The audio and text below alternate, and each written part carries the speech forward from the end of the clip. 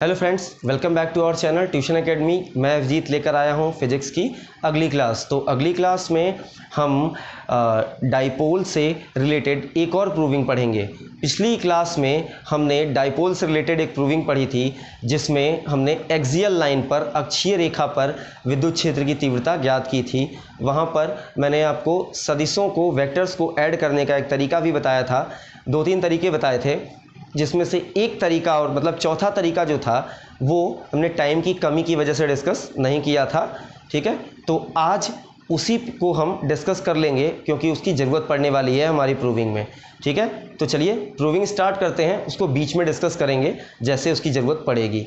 ठीक है, तो आज का हमारा टॉपिक है विद्युत द्विध्रुव के कारण निरक्षीय स्थिति में विद्युत क्षेत्र की तीव्रता, electric field intensity in non axial line, at non axial line और इक्वेटोरियल लाइन। ठीक है, तो लिख लेते हैं हेडिंग अपना, निरक्षीय स्थिति में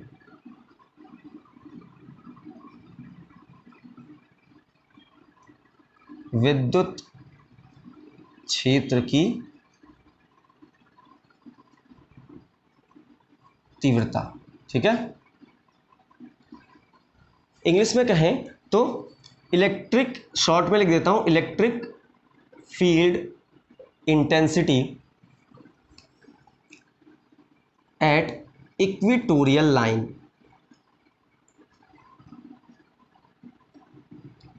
ठीक है, इक्वेटोरियल लाइन ऑफ डाइपोल। ठीक है, डाइपोल के इक्वेटोरियल लाइन पर, ठीक है, या नॉन एक्सियल लाइन, ये लाइन दोनों नाम से पूछा जाता है। इक्वेटोरियल लाइन में भी यही प्रूविंग होगी और नॉन एक्सियल लाइन पर भी यही प्रूविंग होगी। ठीक है, तो नॉन एक्सियल लाइन या इक्वेटोरियल लाइन पे हम प्रूविंग करने जा रहे हैं। तो चलिए सबसे पहले इसका क्या करते हैं, हम डायग्राम बना लेते हैं। ठीक है, तो हमारे पास एक डाइपोल होगा। देखिए थियरी आपको खुद से ही लिखनी है। ठीक है, क्योंकि ये ऑफलाइन क्लास नहीं है इसलिए इसकी थियरी मैं आपको नहीं लिखवा सकता बोल के। ठीक है, तो मैं फिगर के बारे में एक्सप्लेन करता चलता हूँ, आप अपनी लैंग्वेज में इसकी थियरी लिख लेंगे। ठीक है, सबसे पहले आप क्या लिखेंगे, वी हैव अ डाइपोल। हमारे पास एक विद्युत द्विध्रुव है जिसमें क्या है, दो पॉइंट्स हैं, दो बिंदु हैं ए और बी। ठीक है, पॉइंट ए पर हमने माइनस क्यू चार्ज रखा है और पॉइंट बी पे प्लस क्यू चार्ज रखा है। ठीक है, और इसका एक सेंटर O है। ठीक है, इसकी टोटल लेंथ कितनी है, इसकी टोटल लेंथ है 2L और O से A की डिस्टेंस कितनी हो जाएगी फिर L। L क्यों हो जाएगी, क्योंकि O क्या है, इसका मिड पॉइंट है, तो ये इसकी लेंथ को 2 इक्वल पार्ट्स में डिवाइड करेगा। तो अगर टोटल 2L है तो ये L इधर वाला और इधर वाला भी क्या हो जाएगा, L हो जाएगा। दोनों डिस्टेंस हमारे क्या हो गए, L हो गए। ठीक है, अब इक्वेटोरियल लाइन या नॉन एक्सियल लाइन क्या होता है, नॉन एक्सियल लाइन या इक्वेटोरियल लाइन का मतलब क्या होता है कि कोई भी ऐसी लाइन जो इसको 2 इक्वल पार्ट्स में डिवाइड करे। ठीक है, तो हम एक लाइन इसके सेंटर से अज्यूम कर लेते हैं जो इसको क्या करे, 2 इक्वल पार्ट्स में डिवाइड करे। नीचे जाने की ज़रूरत नहीं है फिलहाल, तो रहने देते हैं। ठीक है, 2 इक्वल पार्ट्स में डिवाइड करेगा। अब यहाँ पर हमने क्या मान लिया, एक पॉइंट यहाँ पर अज्यूम कर लिया, पॉइंट P, जिस पर हमको क्या करना है, इलेक्ट्रिक फील्ड इंटेंसिटी फाइंड करनी है, विद्युत क्षेत्र की तीव्रता ज्ञात करनी है। और इसकी डिस्टेंस हमेशा हमको सेंटर से गिवन होती है, तो इसकी डिस्टेंस हमने सेंटर से क्या ले रखा है, स्मॉल r ले रखा है। ठीक है, ये डिस्टेंस हमेशा हमको गिवन होती है।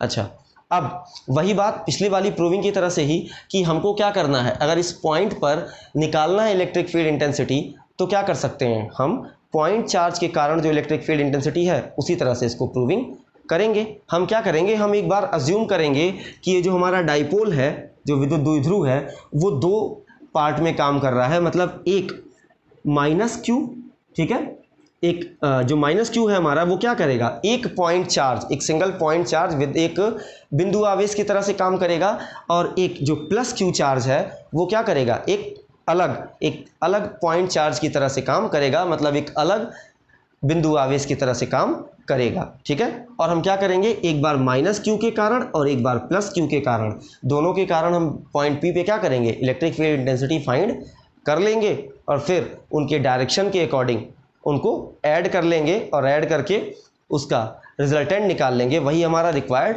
आंसर होगा। ठीक है, तो चलिए स्टार्ट करते हैं। माइनस क्यू, अब देखिए हमको जहाँ से जिसके कारण इस पॉइंट पे इंटेंसिटी निकालनी है, विद्युत क्षेत्र की तीव्रता निकालनी है, वहाँ से यहाँ तक की डिस्टेंस हमको चाहिए होती है, लेकिन ये डिस्टेंस हमको गिवन नहीं है। और दूसरे केस में भी यहाँ से यहाँ तक की डिस्टेंस, बी से पी तक की डिस्टेंस चाहिए होगी, वो डिस्टेंस हमको गिवन नहीं है। ठीक है, लेकिन हम उसको क्या कर सकते हैं, फाइंड कर सकते हैं। कैसे फाइंड कर सकते हैं, ज़रा इस पॉइंट को मैट मिलाइए, एक बार मीट कराइए और यहाँ से भी मीट कराइए। तो देखिए ज़रा, हम देखते हैं कि ओ ए पी एक राइट एंगल ट्रायंगल समकोण त्रिभुज बन रहा है, और उसी तरह ओ बी पी भी एक समकोण त्रिभुज राइट एंगल ट्रायंगल बन रहा है। ठीक है, और राइट एंगल ट्रायंगल में हमको गिवन क्या क्या है, देखिए बेस आधार पता है और परपेंडिकुलर लंब का मान हमको क्या है, पता है। हमको क्या निकालना है, हाइपोटेनस मतलब कर्ण का मान निकालना है। तो अगर हम पाइथागोरस का यूज़ करें तो हाइपोटेनस इक्वल टू क्या होता है, under root base square plus perpendicular square, मतलब कर्णी में लंब का स्क्वायर प्लस आधार का स्क्वायर। तो ये हमारा क्या हो जाएगा, R square plus L square. ठीक है, उसी तरह सेम ये भी होगा, क्योंकि यहाँ भी बेस और हाइपोटेनस क्या है, equal, sorry base and perpendicular क्या है, इक्वल है, आधार और लंब बराबर हैं। तो इसका भी हाइपोटेनस मतलब कर्ण कितना हो जाएगा, R square plus L square हो जाएगा। ठीक है, डिस्टेंस पता चल गई। तो चलिए काम करते हैं अपना। ठीक है, तो electric field intensity at P due to minus Q charge. ठीक है, तो माइनस क्यू आवेश के कारण, सॉरी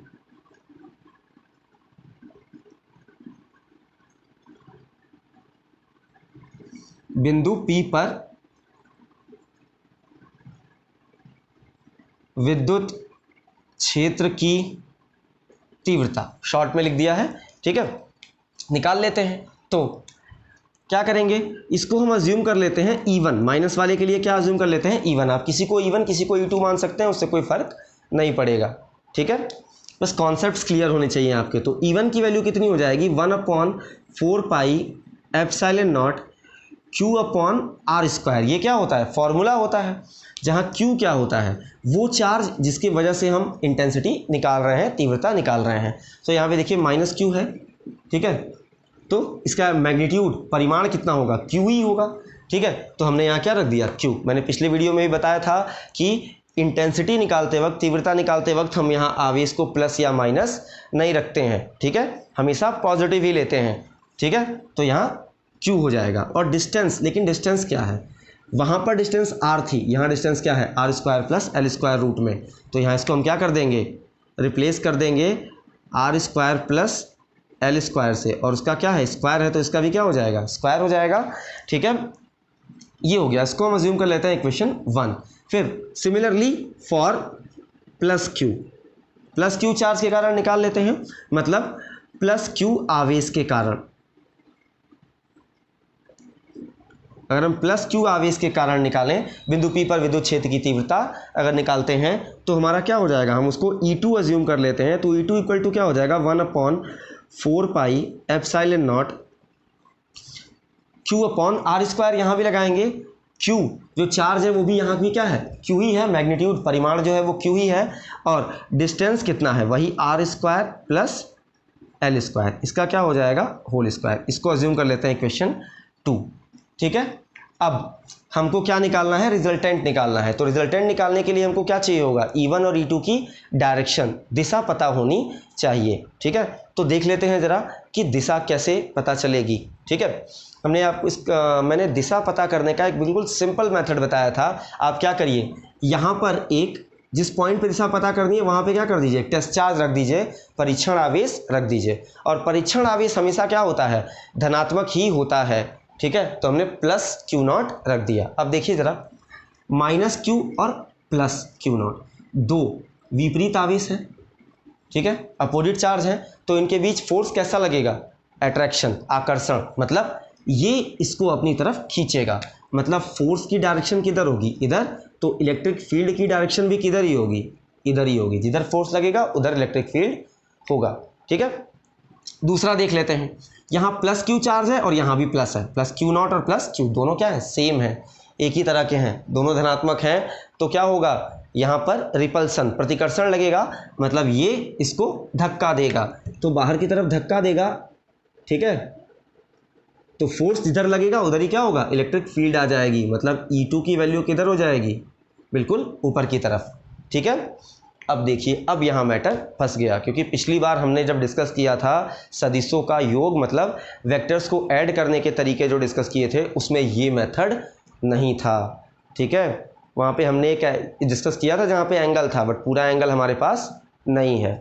ठीक है, तो हम यहाँ सॉल्यूशन करते हैं, ज़रा क्या करेंगे, रिजोल्यूशन करेंगे, जो सदिश हैं हमारे उनका वियोजन करेंगे। ठीक है, तो वियोजन कैसे करेंगे, पहले एंगल चाहिए होगा, हम इसको क्या कर लेते हैं, थीटा अज्यूम कर लेते हैं, और ये भी क्या हो जाएगा हमारा, थीटा हो जाएगा। अब अगर यहाँ से एक पैरेलल लाइन खींचते हैं डाइपोल के, ठीक है, तो ज़रा देखिए, ये वाली लाइन और ये AB जो डाइपोल है हमारा, वो क्या है, समांतर है, पैरेलल है, और पैरेलल लाइन में एकांतर कोण, ये दोनों कोण क्या होते हैं, एंगल इक्वल होते हैं।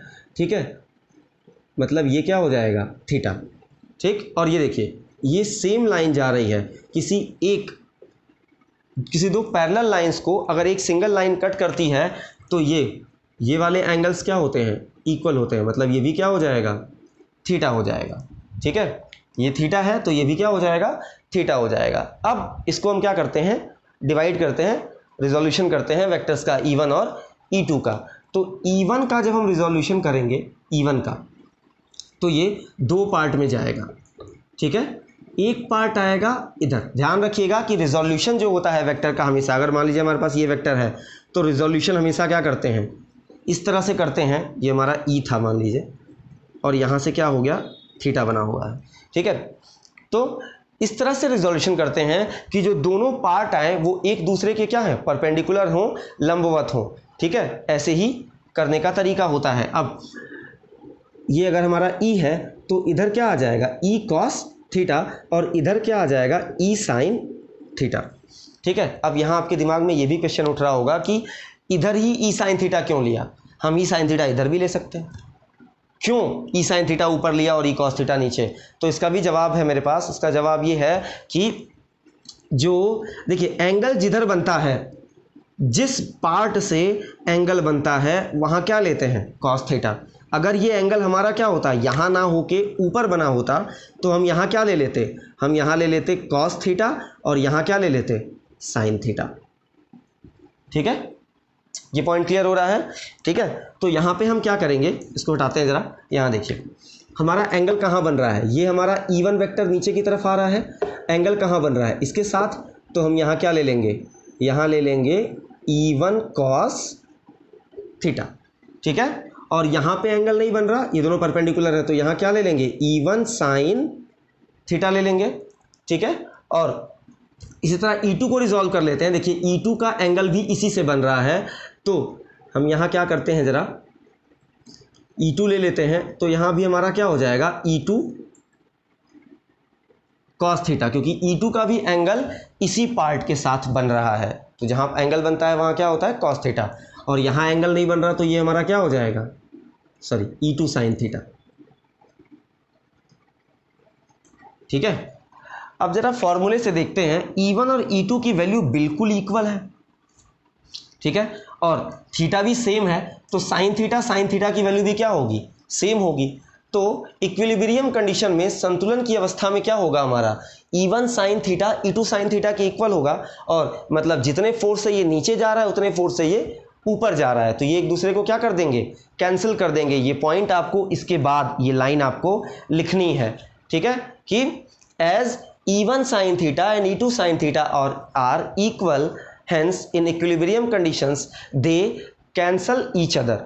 ठीक है, मतलब हिंदी में कहें तो E1 साइन थीटा और E2 साइन थीटा का मान क्या है, बराबर है। अतः संतुलन की अवस्था में ये दोनों एक दूसरे को क्या कर लेंगे, एक दूसरे को कैंसिल कर देंगे। ठीक है, तो जो E1 और E2 का रिजल्टेंट होगा, जो परिणामी होगा, वो कैसे निकलेगा, ये E1 cos थीटा और E2 cos थीटा से निकलेगा। अच्छा यहाँ देखिए ज़रा, E1 cos थीटा और E2 cos थीटा दोनों सेम डायरेक्शन में जा रहे हैं, और सेम डायरेक्शन में अगर कोई दो वेक्टर जा रहे हो, दो सदिश जा रहे हो, तो उनका जो रिजल्टेंट, जो परिणामी निकालते हैं, वो हम क्या करते हैं, दोनों को ऐड करके निकालते हैं, दोनों को जोड़ के निकालते हैं। ठीक है, तो जो रिजल्टेंट होगा E, वो क्या होगा, E1 cos theta plus E2 cos theta.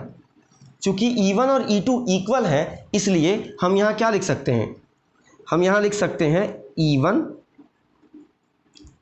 cos theta plus E1 cos theta, क्योंकि E1 और E2 क्या है, इक्वल है, तो E2 की जगह भी हम E1 पुट कर सकते हैं। अब देखिए सेम हो गया, तो E की वैल्यू क्या हो गई, 2E1 cos थीटा।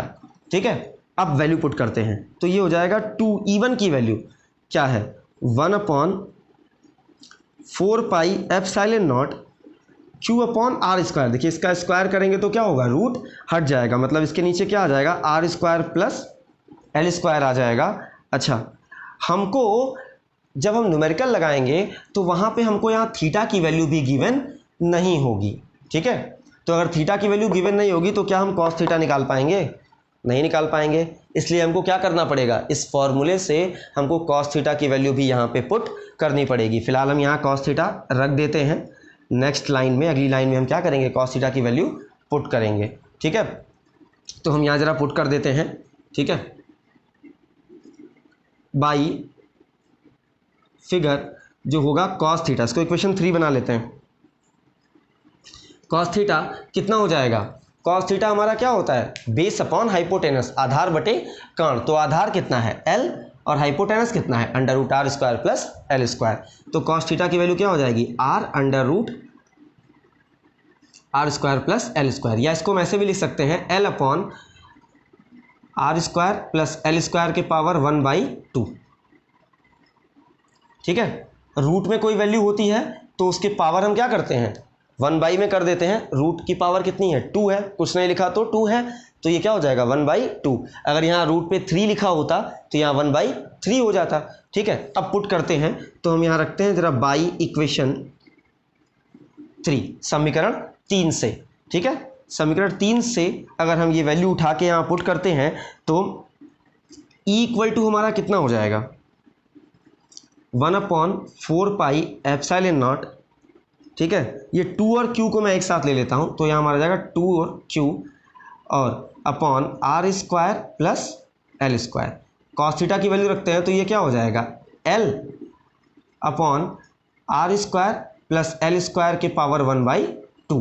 ठीक है, अच्छा यहाँ देखिए ज़रा 2QL, ये क्या है, ये डाइपोल मोमेंट होता है। पिछले वीडियो में मैंने आपको बताया था डाइपोल मोमेंट, द्विध्रुव आघूर्ण के बारे में, जिसकी वैल्यू कितनी होती है 2QL। तो इसके जगह हम क्या रख देंगे, 1/4 पाई एप्सिलॉन नॉट, इसके जगह हम क्या रख देंगे, P रख देंगे, डाइपोल मोमेंट। अच्छा एक चीज़ और देखिए ज़रा नीचे के लिए, देखिए बेस दोनों का इक्वल है, R square plus L square, R square plus L square. यहाँ कोई पावर नहीं लिखी तो एक पावर अज्यूम कर सकते हैं, एक पावर मान सकते हैं घात, और आधार बराबर है और बीच में गुणा हो रहा है, मतलब मल्टीप्लाई हो रहा है, तो क्या करेंगे, पावर्स हमारी ऐड हो जाएंगी, घातें जुड़ जाएंगी। तो 1 और 1/2 जोड़ेंगे तो कितना हो जाएगा, R square plus L square के पावर 3/2। ठीक है, ई की वैल्यू ये आई। ठीक, लेकिन जो आर है हमारा वो एल से बहुत बड़ा है। ठीक है, ये जो डिस्टेंस है आर वो एल से क्या है, बहुत ज़्यादा बड़ी है। ठीक है, तो हम क्या कर सकते हैं, एल को निगलेक्ट कर सकते हैं, नगण्य मान सकते हैं। तो अगर एल को निगलेक्ट करेंगे तो यहाँ से एल स्क्वायर हट जाएगा, तो ई की वैल्यू कितनी हो जाएगी, 1/4 pi epsilon naught P upon R square के पावर 3/2। ठीक है, अब देखिए ये 2 से ये 2 क्या हो जाएगा, कैंसिल, मतलब हमारे पास रिक्वायर्ड आंसर हमारा क्या आ गया, E equal to 1/4 pi epsilon naught P upon R cube. ठीक है, पिछले वाले वीडियो में जब हमने अक्षीय स्थिति में मतलब एक्सियल केस में हमने इलेक्ट्रिक फील्ड इंटेंसिटी निकाली थी, तो वहाँ क्या आया था, E की वैल्यू यहाँ 2p/r³ आया था। बस इतना ही अंतर था कि यहाँ p के साथ 2 और आया था, ठीक है। लेकिन यहाँ पे क्या आता है, यहाँ 2 नहीं आता, ठीक है। तो आशा करता हूँ कि आपको वीडियो अच्छा लगा होगा, और अगर वीडियो अच्छा लगा हो तो इस पर लाइक करें, कमेंट करें और अपने दोस्तों के साथ शेयर करना ना भूलें, ठीक है। और अगर आप हमारे चैनल पर नए हैं तो हमारे चैनल को सब्सक्राइब करें और बेल आइकन दबा दें ताकि आपको नोटिफिकेशन सबसे पहले मिल जाए। Thank you.